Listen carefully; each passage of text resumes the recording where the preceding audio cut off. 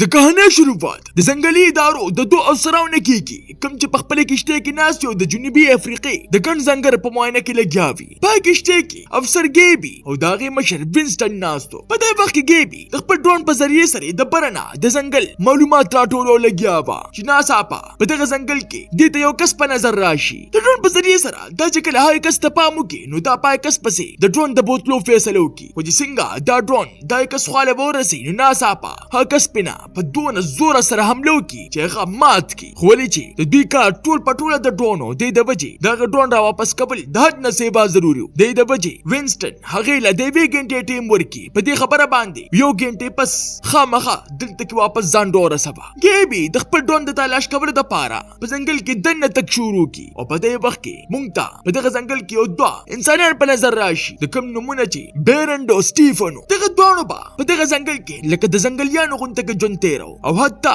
چې پوره جامې هم نه پېژندلې. په دغه ورځ باندې دغه دواړه د خوراک په تلاش کې راوتلي چې د ښکار د ګیرولو دپاره ځای په ځای جالونه خواره کړي دې دپاره چې بغیر سره منډو تړنو نه موږ چېرته څه ځناور ګیر کړو. بل طرف ته وینسټن په ځنګل کې لګیا وي او کومې کیمرې چې لګولې وي د هغې بیټرانې بدلوي او بل خوا ګیبي هم په ځنګل کې د کافي حده پورې دننه وتلې وه. ناڅاپه هغې ته داسې ولګي څوک غوښتلې چې په ما باندې نظر ساتلی دی. دې د وجې هغه د مخ سره خپل موبایل روباسي او د هغې په ذریعې سره وینسټن سره د رابطې کوشش شروع کړي، خو د بدقسمتۍ نه وینسټن په دې وخت کې خپل موبایل په کشتۍ کې پرېښودلی و. ګیبي د لاسه په بله لخت باندې منډه شروع کړي چې ناڅاپه هغه دغه ځنګلیانو په لګولې شوي چال کې راګیره شي. هغوی دومره خطرناک جال جوړ کړی و چې یو غشی د هغې په خپه کې داسې ورننوځي چې هغه غاړې ته ننوځي. د سره به یې چې هغه اوس په پوره طریقې سره ګرځېدی هم نه شوه. د درد د لاسه د لرې نه وینسټن د ګیبي چغه واوري. د سره به چې هغه د مخ سرې د خپلې کشتۍ خواله ورشي دې دپاره چې خپل موبایل را واخلمه. هغلته کې هغه ته دا پته ولګي چې په کشتۍ کې خوبه ورغلي دي او موبایل مې پکې خراب شوی دی.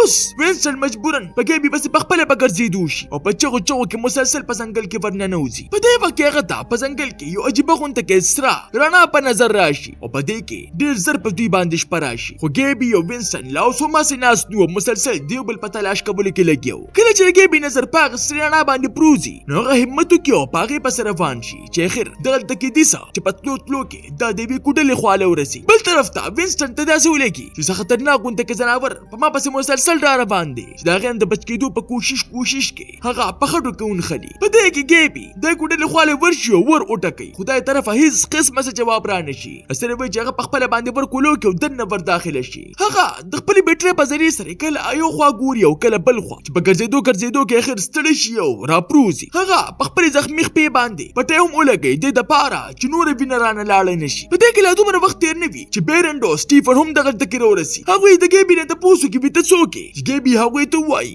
زه زخمي شوې یم دې د وجې دلته کې رالمه چې لږ ارام وکړمه. دې نه پس هغه دواړه صحیح جامې واچوي او ګیبي له د زخمونو علاج شروع کړي. دې نه پس هغه درې مڼې یو ځای کښېني او خوراک وکړي او د یو بل د پېژندلو دپاره یو بل سره خبرې هم وکړي. بل خوا په ځنګل کې وینسټن هماغسې د هغې عجیبه ځناوره د ځان د بچ کولو دپاره په منډه شوی و. هغه دا ځناور چې د خپلې خولې نه به عجیبه غونته کې اوبه ویشتلې، داسې اوبه چې د انسان په جسم باندې په لګېدو سره په هغې باندې به بوټي راختل او بیا به هغه بوټي په مزه دومره غټېدل چې د انسان وجود به یې خوړه. په دې کې ګیبي بیرنډ او سټیفن ته ووایي یوه په دې ځنګل کې یو داسې کس ولیده چې د کوم په وجود باندې بوټي راختلي وو. هغه دواړه د قصد ته درې دا خبره نظر انداز کړي. په دې کې وینسټن هم ستړی ستومانه د یو اونې د لاندې نه د دمې کولو فیصله وکړي. د دې ناخبره چې د هغې اونې جړلې په مزه باندې د ده په اړخ باندې را روانې دي. په سبا باندې بیرنډ د ګیبي دپاره یو خاص قسمه مرهم تیار کړي او بیا هغه مرهم د ګیبي په زخم باندې ولګوي. کله چې سټیفن ګیبي له په اول ځل باندې ګوته یوسي نو په دې سره هغه ته عجیبه غونته کې احساس وشي ولې چې هغه چېرته انسان له ګوتې نه وي وروړلې. په دې کې ګیبي اوده شي او هغې له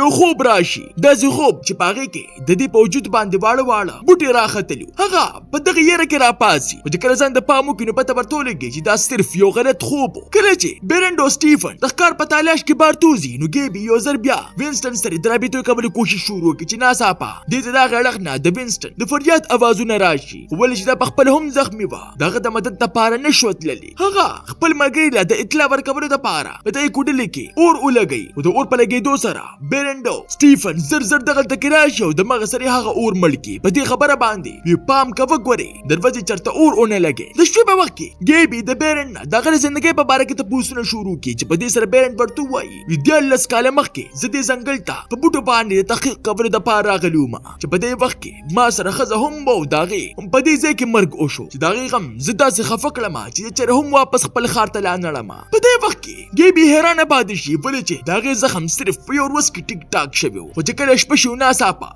بیرن دا راپاسي ورته وایي وی ستا د جسم د بوی د وجې یو خطرناک ځناور زموږ د کوټې خواله راغلی دی چې دې په اورېدو سره ګیبي هم د بیرن د سټیفن غونته کې خټې په خپل وجود پورې ومږي دې دپاره چې زما د وجود بوی بیا هغه ځناور بوی نه کړي سټیفن غشې په لاس د بر خواته ودرېږي دې دپاره چې هغه ځناور راځي نو ګزار به پرې کومه چې څه وخت پس هغه ځناور په مزه مزه باندې خپلې جړلې د ګیبي په اړخ باندې ور روانې کړي خو په دې وخت کې بیرن په خپل چاقو باندې په هغې باندې داسې ګزار وکړي چې کټه یې کړي چې په دې سره هغه ځناور د غوسې د لاسه لیونی شي او دروازې د ماتولو نه پس دننه راننوځي هغه د حد نه سیوا خوفناک و چې وجود یې د انسان غونته کې او چلونه د ځناور دغه ټول وجود د بوټو نه ډک و چې څه د وجې هغه لیدل هم نشو کولی او صرف د اواز او د بوی په ذریعې سره به خپل ښکار کو چې کله په ګیبي باندې حمله کولو والو بیرن د مغه سره نو د زبردست ګزار پیو کې د سره وجې چې هغه هم په هغه ځای باندې مړ کړي د مخلوق وینه په ګیبي باندې پروزي د سره وجې چې د منظر دومره خطرناک شي چې هغه چغې شروع کړي چې سټیفن د مغه سره په خپلو جامو باندې د هغې وجود دغه وینه صفا کړي دی دپاره چې د هغه جراثیم ونه لګي دی نه پس دوی هغه ټولې کپړې او هغه کس هم په خپلې کوټلې کې دننه وسوځوي او بیا هغوی ګیبي ته رښتیا ویل شروع کړي په اصل کې د یو داسې مخلوق کوم چې به د خپلو لاړو په ذریعې سره د انسان په وجود باندې د خریړو تخم پرېښودو چې بیا به د انسان په وجود باندې بوټي راختل او په مزه مزه باندې هغه انسان به لاول په یو درنده کې بدل شو او بیا به ترې پوره اونه جوړه شوه په سبا باندې ګیبي سټیفن ته د ښار د زندګۍ په باره کې خبرې شروع کړي او هغه ته خپل موبایل هم وروښایي سټیفن خپل ټول ژوند په ځنګل کې تیر کړی دی د وجې د موبایل په لیدو سره هغه مکمل حیران و ولې چې د هغه دپاره دا بالکل نوي څیز و خو چې کله بیرن دغلته کې راشي نو د غوسې د لاسه د ګیبي نه د هغې موبایل راخ کړي او ماته یې کړي ولې چې هغه دا چېرې هم نه غوښتل چې زما زوی ته د بار دنیا په باره کې څه پته ولګي بیرن یو داسې انسان و چې د کلونو راسي په دې ځنګل باندې عجیبه غونته کې تحقیق شروع کړی و هغه په دې ځنګل کې دومره وخت تیر کړی او د دغه ځای د مخلوقونو او د بوټو په باره کې دومره معلومات رايوځای کړي چې په هغې باندې یو کتاب لیکلو هبه هره ورځ په دغه ځنګل کې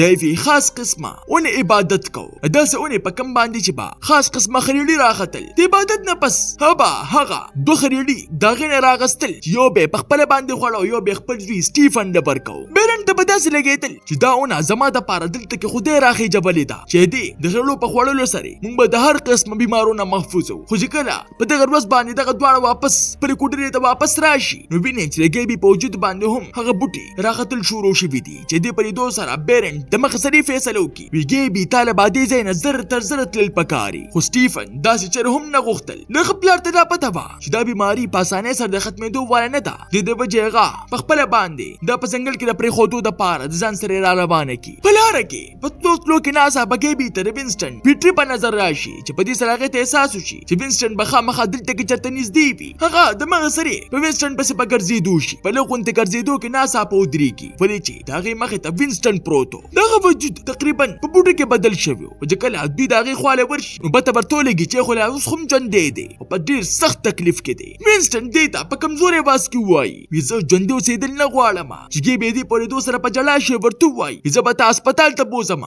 خو بیرن دی په دې خبره باندې پوهه کړي وایي د دې بیمارۍ علاج په دې ټوله دنیا کې نشته او ډېر زر وینسټن به پای خوفناک مخلوق کې بدلېږي چې په هغې مخلوق کې د بدلېدو نه مخکې بیرن یو غشي د هغه په خوله کې کېږدي او داسې ګزار پرې وکړي چې د همیشه دپاره د هغه تکلیف خلاص کړي په دې کې د دوی غوږونو له د همدغسې د یو بل خوفناک مخلوق اواز راشي چې په دې سره ګیبي او بیرن فوراً د خپلې کوټلې په اړخ باندې پر روان شي د شپې په وخت کې ګیبي چې کله ځان د پام وکړي نو پته ورته ولګي چې زما خو په خپو باندې هم بوټي راختل شروع شوي دي او سټیفن چې به دې ته کتل نو ورته واره به پریشانه کېده په سبا باندې سټیفن چې کله د خپل پلار سره د هغې اونې د عبادت دپاره لاړ شي نو هغلته کې صرف دا ځل د خریړو د خوړلو ډرامه وکړي او په حقیقت کې د هغه خریړې په خوله کې پټ کړي چې به واپس یې کې د ګیبي له ورکړي دې دپاره چې هغه ډک شي خو ډېر زر بیرن ته دې خبرې په باره کې پته ولګي چې اوس دغه صبر تمام شي او دا ځل هغې ته په زوره باندې دې ځای د وتو دپاره ووایي خو دا ځل ګیبي ورته صفا انکار وکړي د دې په شا حقیقت ده چې سټیفن اوس د دې ملګری شوی او دې ته پته وه چې سټیفن به اوس ما سره په هر حالت کې ودرېږي په دې کې ګیبي پټ په پټه خپل مات شوی موبایل واپس ټیک را ټیک کی او په ځنګل کې چې کومې کیمرې لګېدلې وي هغې سره یې کنیکټ کی چې په ویډیوګانو کې دې ته بیا هم هغسې یو بل مخلوق په نظر راشي.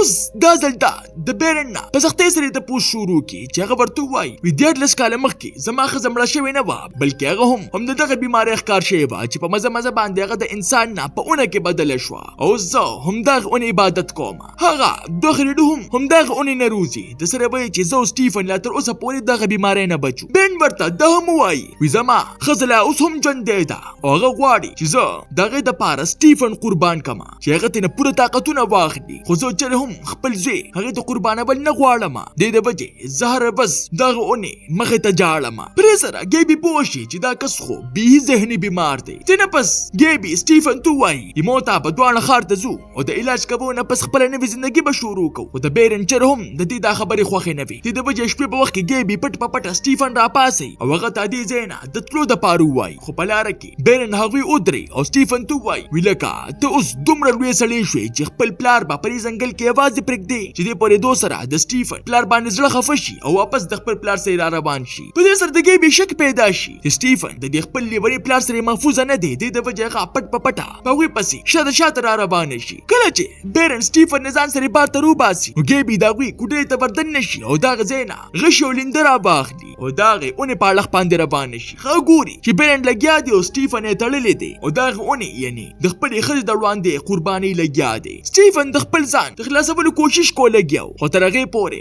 د هغې ظالمې اونې جړلو هغه کلک نیولی و. په دې وخت کې ګیبي د سټیفن د بچ کولو کوشش شروع کړي خو د هغې اونې جړلې هغه هم ونیوي. په دې کې سټیفن په سنه طریقې سره خپل ځان را آزاد کړي او چې کله پام وکړي چې پلار مې لګیا دی او ګیبي وجي نو په دې سره هغه د خپل پلار په سر باندې یو داسې ګزار وکړي چې سره وجې هغه راوغورځېږي چې اوس د هغې عجیبه اونې جړلې دغه په اړخ باندې ور روانې شي. سټیفن خپل پلار هماغسې هغې اونې ته پرېږدي او په خپله باندې له ګیبي سره را په منډه شي او دواړه اخر پای کوټلې کې پناه واخلي. په سبا باندې بیرن چې کله په هوش کې راشي نو بیا دغه اونې عبادت شروع کړي خو تر هغې پورې هغې اونې خپله قرباني پوره کړې وه. د دې د وجې هغه د بیرن نه خپل شکار جوړ کړي. په مزه مزه باندې دغه په وجود باندې بوټي را شروع شي او بل خوا د ګیبي په وجود باندې هم بوټي ورته واره پسې واقعېدو چې په لږو ورځو کې د هغې وجود په مکمله توګه باندې په بوټو کې پټ شي. په خپل اخري وخت کې ګیبي سټیفن ته ووایي زه خو هسې هم تباه شومه ته ښار ته لاړ شه او چېرته د انسانانو غونته کې زندګي شروع کړه. خو سټیفن داسې چېرې هم نه غوښتل خو بیا هم د ډېرو مینتو د وجې هغه ښار ته لاړ شي او خپله نوې زندګي شروع کړي. د دې ناخبره چې هغه جراثیم مې هم د ځان سره ښار ته راوړل. تاسو ته دا